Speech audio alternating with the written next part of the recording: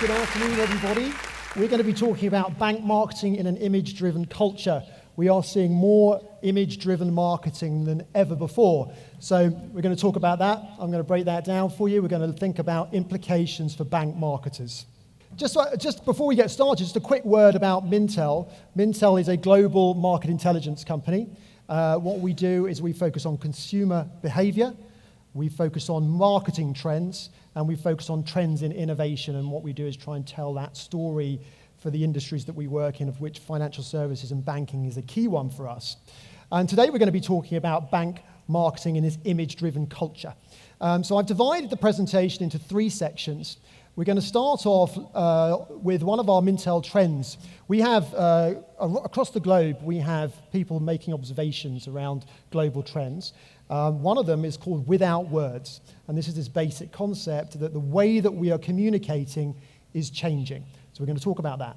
We're also going to talk about the I generation. The I generation is the generation that's coming after the millennials. So Generation Z, we call them the I generation, aged 9 to 21. And the I generation is at the forefront of this trend towards an image-driven culture.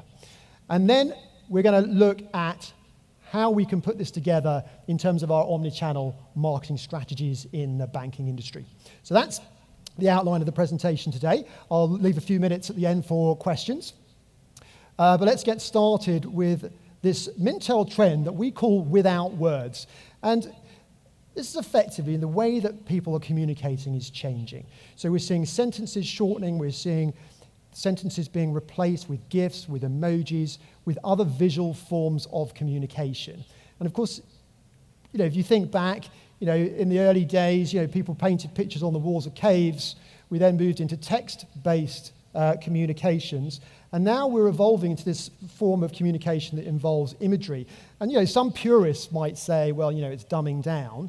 But I would argue that it adds this additional tier, this additional layer of nuance within communication, which consumers are utilizing and which we as an industry need to tap into. And of course, what's going on? Well, we heard yesterday from Ron Tighe. He came up with his great quote where he said, we're not competing for dollars anymore, we're competing for time.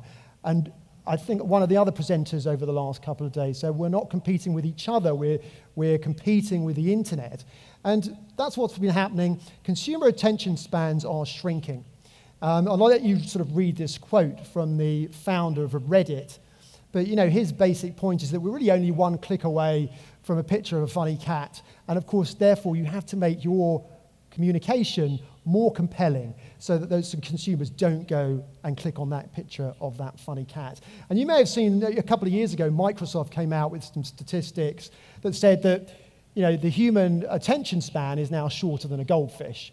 Well, and it's only 8 seconds. Well, some people are now debating that, disputing that, but you just have to think of our own lives and how distracted we are with our phones and how distracted we are with all the messages that are coming through. But it really is all about, getting through the noise, cutting through the noise in terms of communication.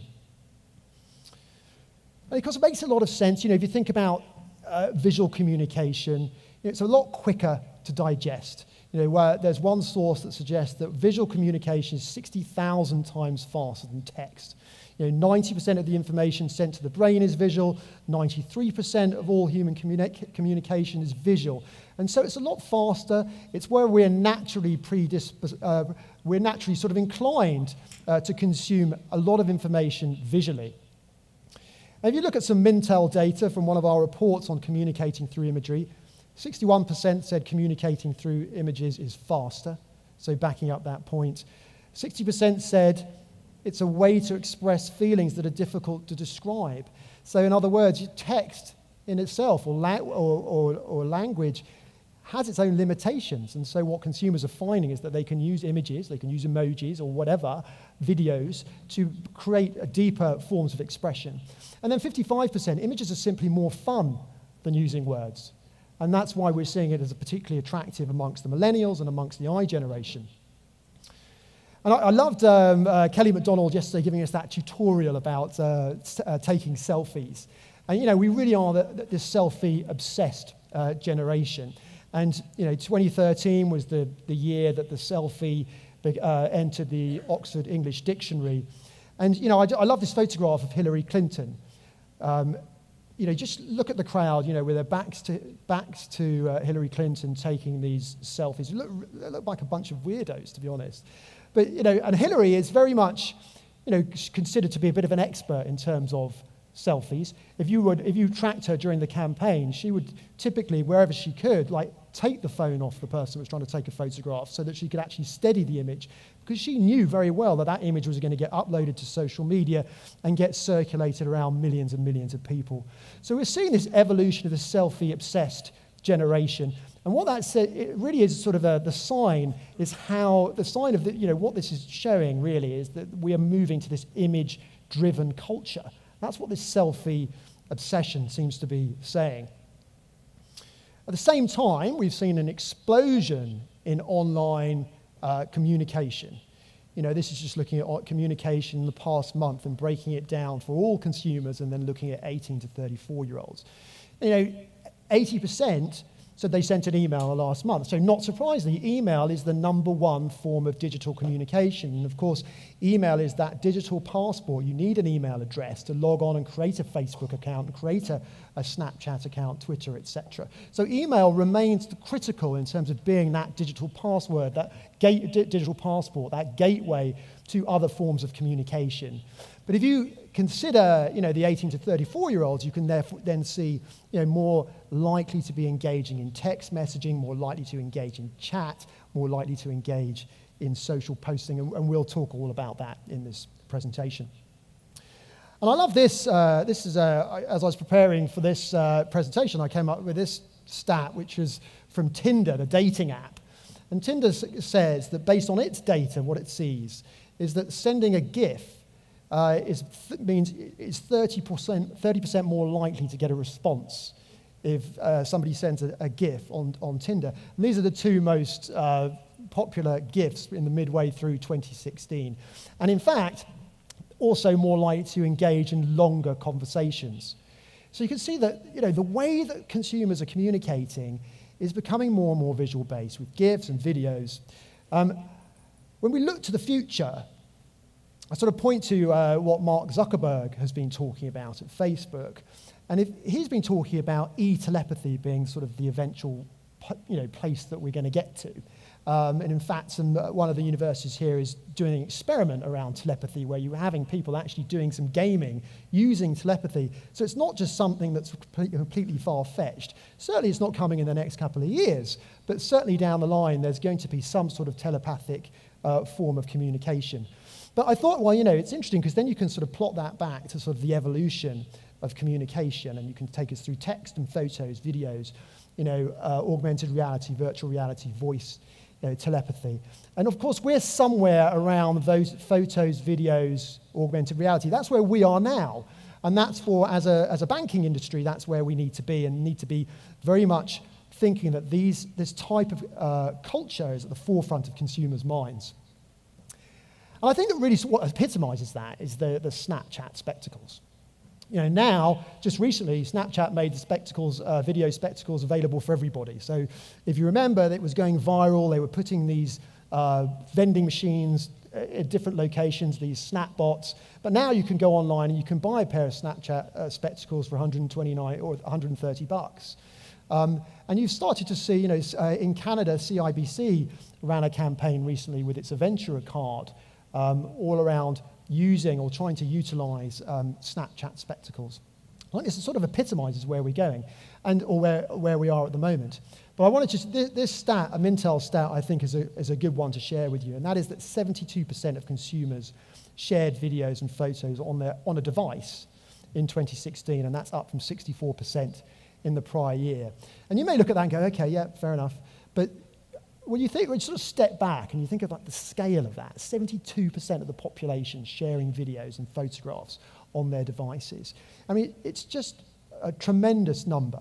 And it really this is what we do. If you're an alien that just sort of landed on the planet and sort of observing the human race, this is what we're doing. We're all just sharing photos and sharing videos. It's embedded in our culture. And so let's sort of go on now to think about, how this is now starting to play out in corporations and in marketing. I want to start off with an example from France. And this was France, towards the end of last year, piloting this, and this is a government-led initiative, color-coded labels on food. So the basic premise that there are 4 basic colors to identify different levels of nutrition. You can see there the scale green through to red. With the basic idea that it allows consumers going into the supermarket to quickly identify the nutritional values of any particular product. They had this pilot towards the end of last year. They've now rolled that out nationwide because it was a success. If you think about another example, the Samsung Family Hub refrigerator, launched probably about 18 months ago. Just recently, they've expanded the range of these Family Hub refrigerators. Samsung has, and it's been a real sort of hit at the Consumer Electronics Show. But what's really happening here is that they're basically using photographs. I mean, the key. They're adding voice to this, but the key benefit of being able to look at your refrigerator or look at the contents of your refrigerator, because it's taking photographs, and be able to check that on your app while you're in the store, is the basic premise. And so photographs and visuals and imagery being used to help make our lives easier. So let's bring it a little close to home, to the banking industry. Now this is a Dutch bank, ABN AMRO, who have launched what they're calling visual banking. They did it about 18 months ago. And what they're doing is they're allowing consumers, their customers, to tag debit card transactions with a photograph. So make a purchase, buy a pair of shoes, tag it with a photograph, and then you can go and you can easily look and search and organize your transactions. And so we're starting to see this sort of creep in. So banking industry more use of visual communications. I mean, we've all heard about facial recognition and facial authentication. Well, sort of the latest of that is HSBC towards last year in the UK announcing that not just verification for getting into an app, for example, but that selfies would be used to verify a new account for business customers. So in this particular case, HSBC will have the driver's license, and then they will verify the ID by taking a selfie, which will then negate the whole need to go into a branch. Or take emojis. So that's visuals, that's pictures, photographs. But thinking about emojis and how that might apply to banking. There's a company called Intelligent Environments that has put forward the possibility of an emoji banking passcode to enter at an ATM. Why? Well, it's easier for people to remember emojis, arguably, and there are studies now being done on this here in the United States, not just obviously for banking ATMs, but just for passcodes for phones generally. But also look at the number of permutations, the different that are available with emojis. It's just thousands compared to what you can enter with a 4-digit PIN. So thinking about emojis, and we have, certainly in financial services, I think the best, obviously, case study is Venmo. And Venmo was mentioned a couple of days ago, and of course it's been tremendously, tremendously successful. But the real success of Venmo has been about that social element. And I love this sort of graphic from Lend EDU, which analysed, I think it was 500,000 messages on Venmo to look at what was the most popular emoji used. And you can probably guess, looking at this generally, what the most popular one was. It was the pizza slice. The flying bag of money was also noted. I think that came up second. And they've tracked, emojis used by time of day. And of course, this is really the key driving success of Venmo, that social component. When you ask any millennial about Venmo, they just love using the app. And of course, this is then built on this. You've got the likes of Domino's Pizza. Of course, not surprisingly, they chose the pizza emoji, and now you can order a pizza through a pizza emoji. So you can see how these types of cutting-edge developments in terms of visual communication are starting to permeate into our industry. You will have read about Capital One launching its chatbot, Eno, which is one spelt backwards, and they've launched a chatbot, but part of that, and what got it quite a good bit of press, was the fact that it incorporates at least some element of usage of emojis. And in fact, if you text back on the Eno chatbot, this bag of money, you get a full breakdown of your credit card details or what your balance. 23% of millennials say online chat is essential, and emojis is a key part, a fundamental part of chat. And so we have to consider these cultural shifts when we design our communications. But just as we wrap up this this first section, I wanted to say, obviously, the flip side to this is that images can go viral and be circulated tremendously quickly. And so you have images that you want to avoid, right? And so if you think about United and what just recently happened with United, that's sort of an exercise or a case study in how you don't want to manage a crisis. But of course, it's blown up, and somebody with a video captured that moment. I didn't want to show the actual video itself because I found it a little bit too offensive. So I found the Lego edition, which of course does exist, surprisingly. You don't want a Lego edition of an event being posted on YouTube. That's not a good thing to have happen to you. But obviously, millions of people are viewing those videos. And these are huge corporations. Of course, bring it back to banking. Of course, you've got, the video of Senator Warren calling for the CEO, John Stump's resignation. There are 5 or 6 different versions of that on YouTube, watched over 1 million times of different versions in short, where she's insisting that he must resign. And so there is the flip side to this, and there are strategies that can be put in place to sort of get out ahead of any sort of negative communication. But these are huge organizations, but I think it can happen to anyone, and it can happen to any size of organization because it can quickly be put up online and go viral.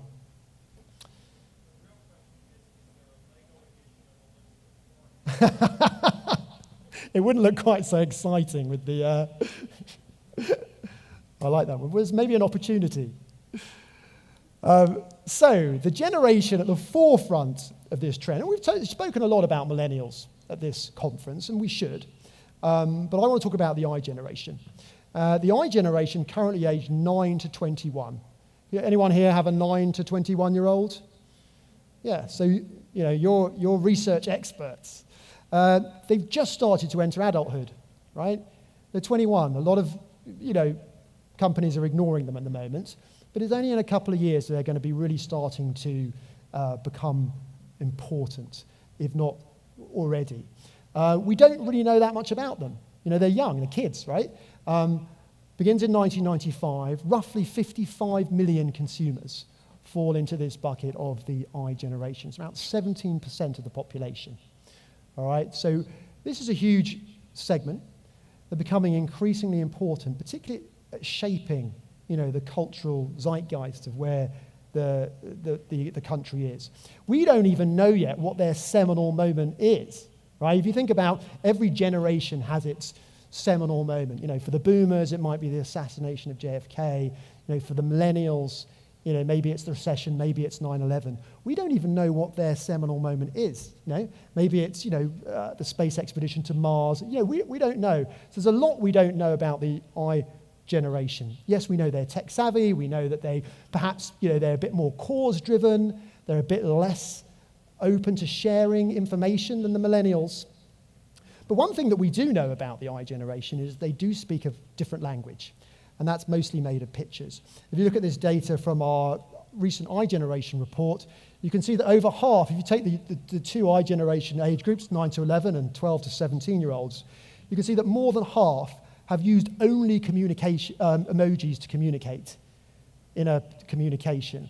And if you look at the older I generations, who are more obviously in our category, or more in our target audience, 18 to 21-year-olds, 52% have used only images to communicate. So this is how this group is communicating, even more than the millennials. And of course, there are certain channels where images are more appropriate than others. So Snapchat, Instagram are the channels that are favored by the I generation. And I picked out a couple of quotes which I love. The first one is from Professor Daniel Kahneman, which is he talks about the Instagram generation. Now experiences the present as an anticipated memory. Well, he said that a couple of years ago, and I actually think we've moved on from that, because if you look at the quote from the CEO of Snap, I think that's really where we are, which is she isn't, if you think about your daughter taking hundreds and hundreds of photographs on Snapchat, she isn't taking photographs to have a flick through the album and look back. She's talking. So it's a form of communication. So if we break that down, you can see that humour and music are key drivers of social media ad enjoyment for the iGeneration, rather social media and ad enjoyment. If you break it down by the different sort of things that consumers find that they most enjoy, they're saying it's humour, music. That's not surprising. These are 9 to 21-year-olds, so they're going to be finding these types of things more engaging if they're humorous. But it's just something to bear in mind when you're operating in these channels, these social channels. This is what they're looking for. They're looking for humor, they're looking for music, they're looking for things that are cute, and this is the type of themes that need to be addressed. And so what are some brands doing? Well, Snapchat filters has obviously been a key area of development where brands can tap in and sort of tap into this channel in an effective and relevant way. I love this one, which is Gatorade, which tweeted out this GIF of a Snapchat filter. This is last year. By the end of the day, that sponsored lens had been viewed nearly over 100 million times. Serena Williams there. The question is, do banks belong on Snapchat? And I've heard over the last couple of days, we've seen a few speakers talk about different executions where they've used Snapchat. And, if you look at, here's Bank of America with the llama, and they did this sponsored filter with the llama. I'm not so sure about the llama, but I think that, there are potential executions. We've seen some banks use Snapchat for recruitment. We've seen it for, customer feedback. We've seen it used for engagement. What I would say is I think that there's definitely the opportunity or the time to try something, try these new channels. That is the environment at the moment, to try out these new things. But obviously, you don't want to misstep. You need to be able to make sure that you have a campaign that's relevant for the channel. But I'm not just talking about digital today. I'm talking about this cultural shift towards imagery and visual communication. And that includes other, physical channels like direct mail. In our iGeneration report, we found that 83% of the iGeneration said they love getting something in the mail. So there's still, an application for this channel for sure. And of course, the United States Postal Service itself put out its campaign last year called Irresistible, promoting the fact that you could do a QR code or an augmented reality code and link your direct mail campaign to digital channels, which the iGeneration are engaging with. So talking about alternative reality, Mintel identified, you'll not be surprised by this, another trend which we call alternative realities, but it's a global phenomena, which is based on certain hits and changes that we've had around the world. You can look at some snapshots of data from all sorts of countries. The UK, 50% are aware of virtual reality headsets.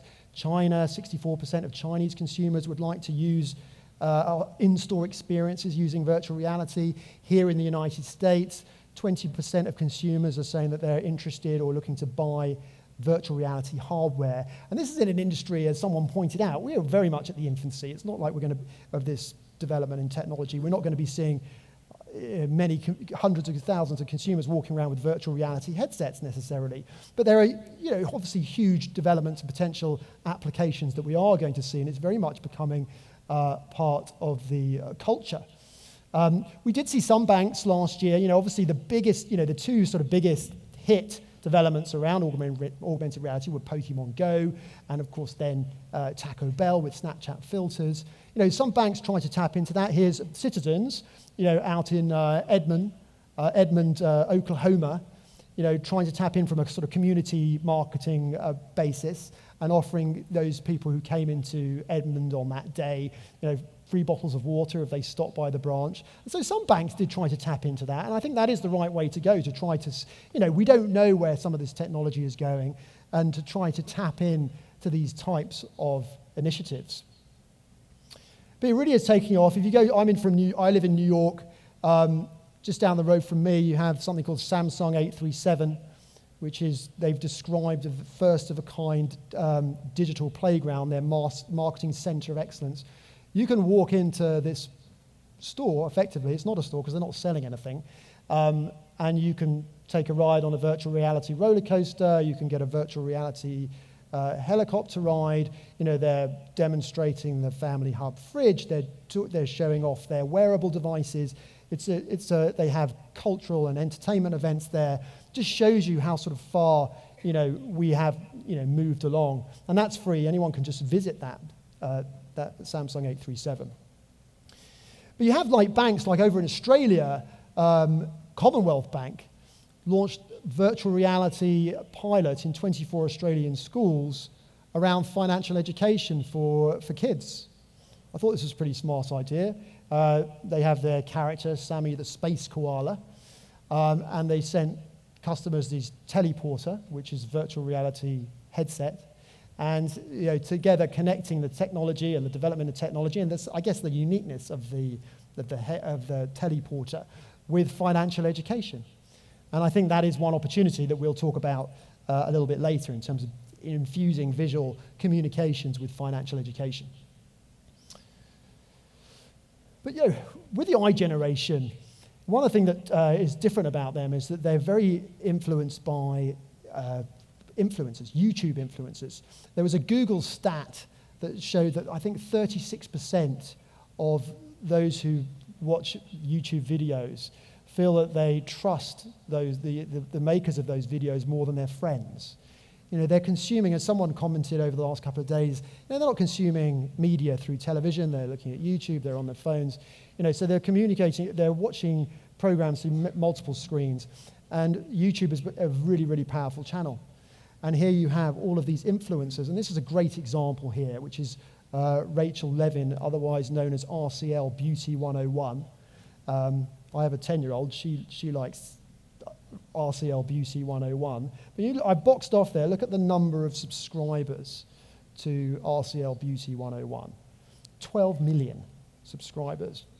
I'd never heard of her. And yet you have, multiple of these influencers playing a very important role. And look at the way that she describes what she does. I make different types of videos, from DIY to life hacks, this concept of life hacking, comedy skits, anything else I enjoy making. And this sort of sums up, the iGeneration. I think, playing an important role. I think banks need to be very aware of these influencers and think about how we can incorporate them into our marketing strategies. As we go to wrap up the iGeneration section, I just want to make a couple of points about sort of connected home, and especially the difference between millennials and the iGeneration. Because if you think about it now, we're still on the cusp of this connected home. We're seeing more and more developments day by day, week by week. But if you consider that the iGeneration is 9 to 21, by the time they're 25, 26, 27, some of these advances in the connected home are going to be much more mainstream. So when we talk about connected car, connected home, look at some of this data here compared to millennials. 46% of iGens would like to control the household environment with their phones, compared to 35% of millennials. Another stat, 46% would like to use phones as a remote control versus 31% of millennials. So they're going to be very much at the cusp of this connected home. So when you think to the future and you think to iGeneration becoming more of a larger segment of the population, they're coming through and they're very much connected into this whole concept of what we've talked about at Mintel as life in sync. So they're growing up, they're expecting life in sync. They're by the time they're mid-20s, Alexa and Cortana and Siri, these things will have been around for, a decade. And so they're expecting it, and so they will expect their banking services to be integrated into that. Okay, so let's talk about developing an image-driven omnichannel strategy. We can see the cultural shift changing. Yes, it's driven by technology. We've got the iGeneration coming through. They're at the forefront of this trend, and we need to think about them and keep front of mind. But what can we do now? So let's talk about some things that some banks are doing and think about potential opportunities. Starting with emojis, here's an interesting one for you. And I haven't seen too many examples in sort of banking, sort of promoting checking, for example, or promoting savings.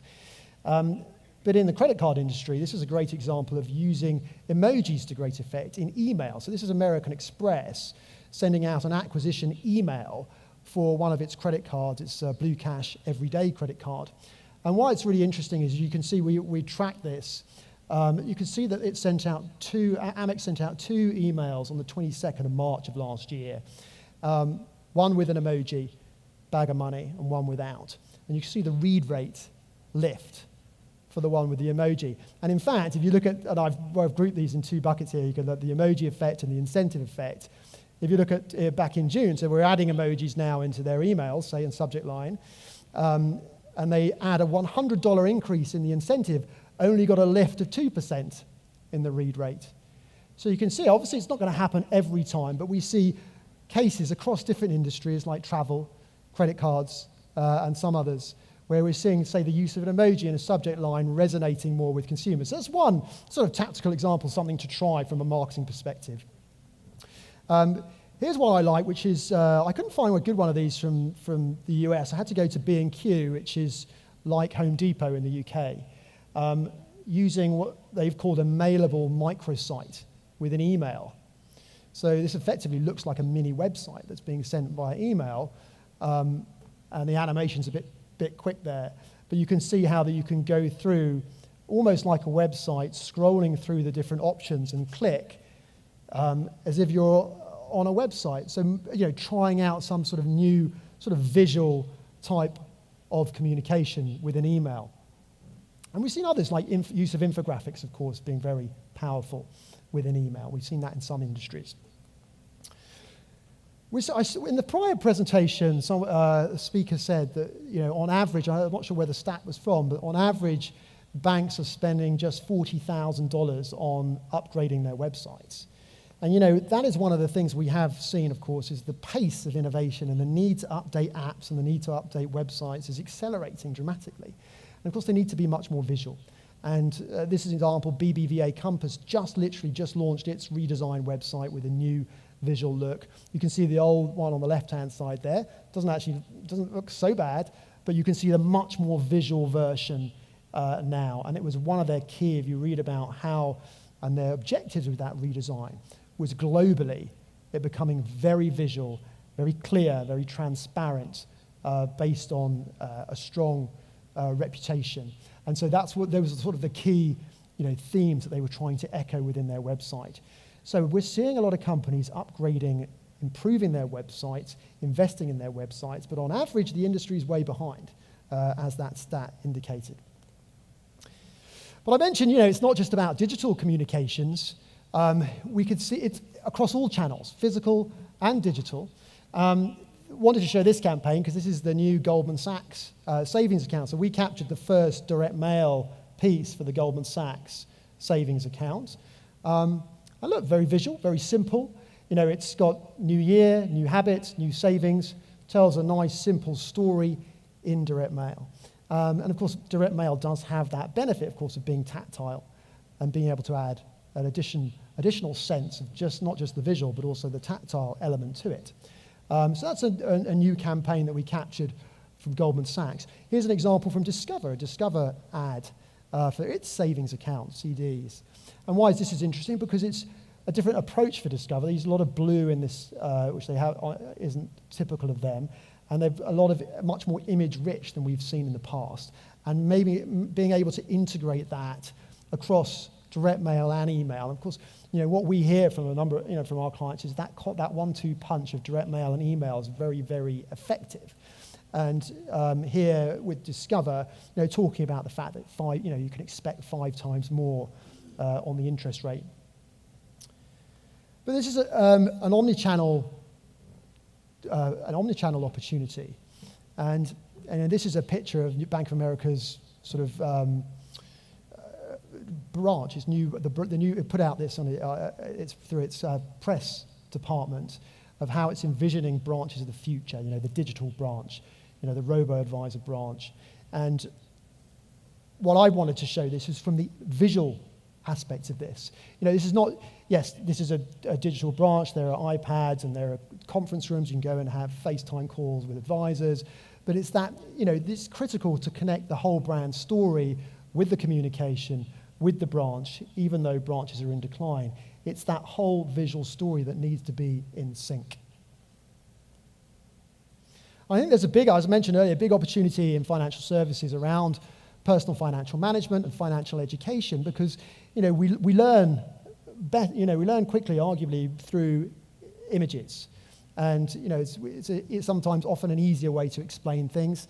Visual storytelling through personal financial management tools. We've got Bank of America just recently launched an updated It's My Spending and budgeting tool, and on the right here you have the email campaign that they sent. But the app itself, very visual, graphic, and you can obviously track and monitor your spending.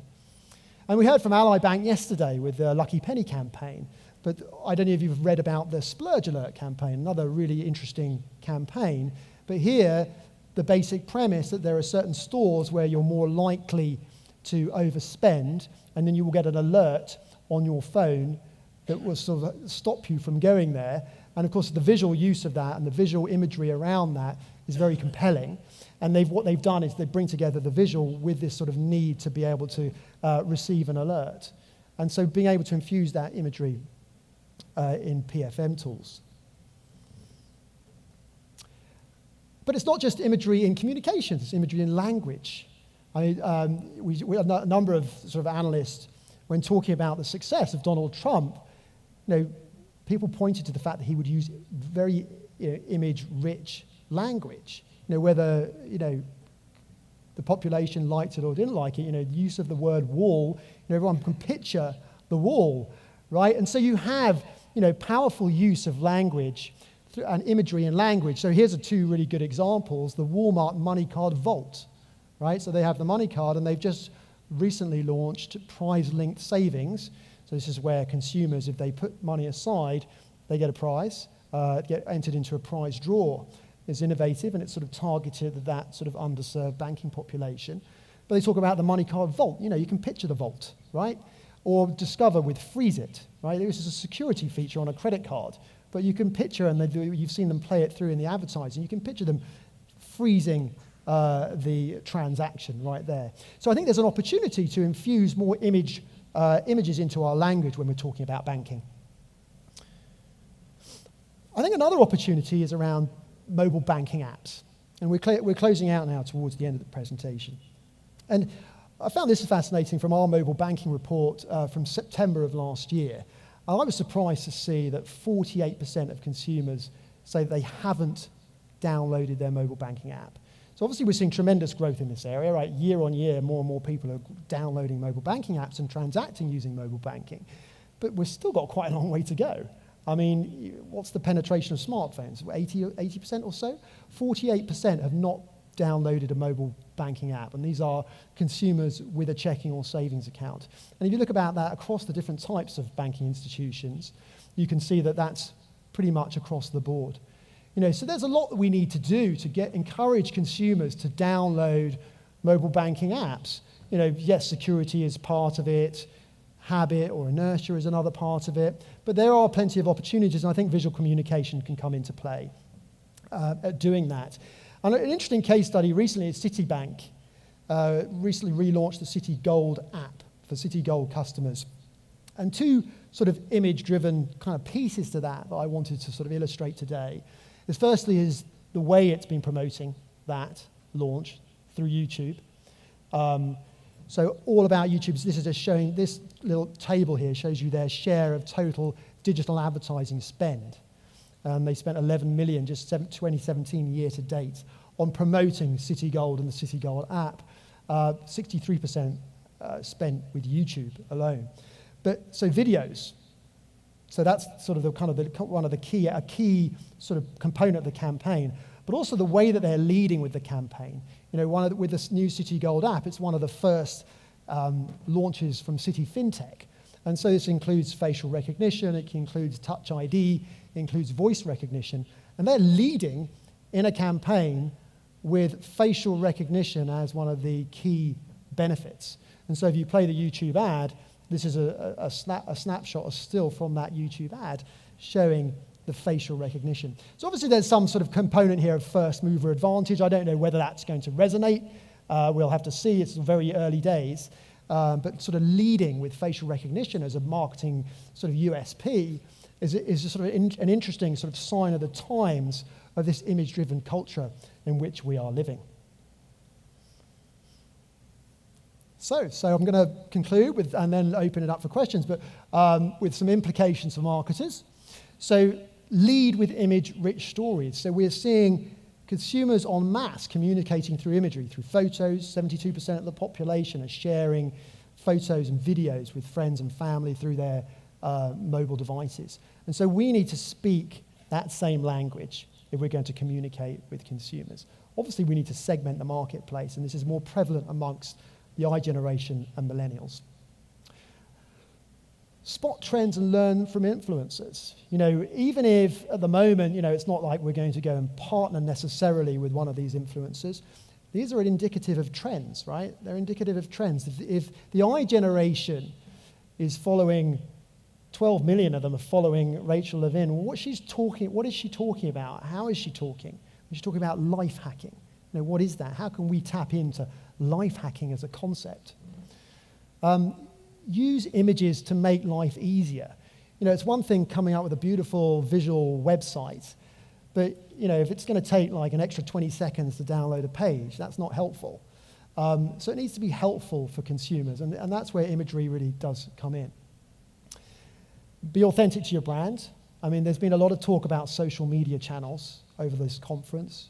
And of course, we've talked today about some of the sort of themes or the I guess, specifics, needs of social media channels. You have to be authentic to your brand and not completely shift shape, but you have to be relevant to the channel. And finally, connect with consumers using visual language. Think in a visual way. How can we, particularly with banking, particularly with financial services, there are huge gaps, I think, in the marketplace for sort of targeting the I generation now in terms of teen banking, for example. How are we going to communicate with these consumers? Millennials say they want personal financial management tools. Let's think of ways where we can communicate visually so that they can understand banking and understand budgeting and bring them on board along the way. It's a very visual time. It's an image-driven culture, and we need to learn to speak the language of images. Thank you very much. Enjoy the rest of the day.